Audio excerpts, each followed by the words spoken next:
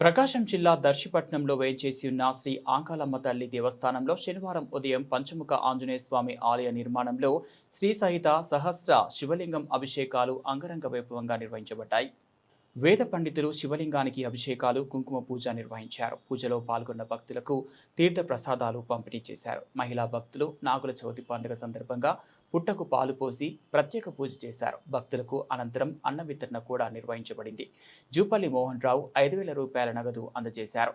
రాజా suppliers అధినేత Janardhan Reddy lighting మరియు వంట సామాగ్రి అందజేశారు. మారం శ్రీనివాస్ రెడ్డి వారం రోజులకు సరిపడా సామాగ్రి అందజేశారు.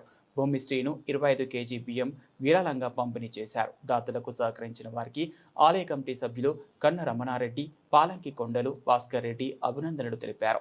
ఈ కార్యక్రమం ద్వారా భక్తుల ఆధ్యాత్మిక చైతన్యం పెరుగుతూ స్థానిక సంఘాల సామాజిక ఏకతకు దోహదపడింది. అలాగే ఆలయ నిర్మాణ కార్యక్రమాలు సజావుగా కొనసాగుతున్నాయని, భక్తుల ఉత్సాహం అద్భుతంగా ఉందని నిర్వాహకులు తెలిపారు.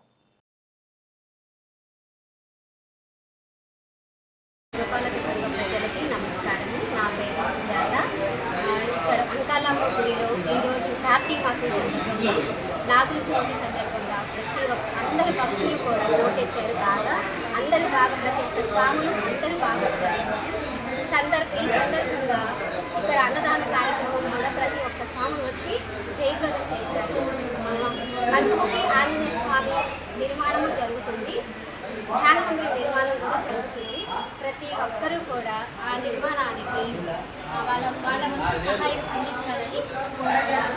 ధ్యానం చేస్తే ధ్యానం సర్వరోగ నివారణ, శారీరక ఆరోగ్యం, మానసిక ప్రశాంతత, జ్ఞానం అన్నీ లభిస్తాయి. ఇప్పుడున్న ఈ సమాజంలో ప్రతి ఒక్కరు కూడా ఏదో ఒక టెన్షన్ ఒత్తిడితో ఉంటున్నారు.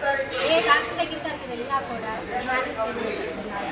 ఇక్కడ ఈ ధ్యానం అనేది కూడా 24 గంటలు అందుబాటులోనే ఉంటుంది. ప్రతి ఒక్కరూ కూడా ఈ అవకాశాన్ని ఉపయోగించుకొని సద్వినియోగపరచుకోవాల్సిందిగా కోరుచున్నారు. నా పేరు సుజాత.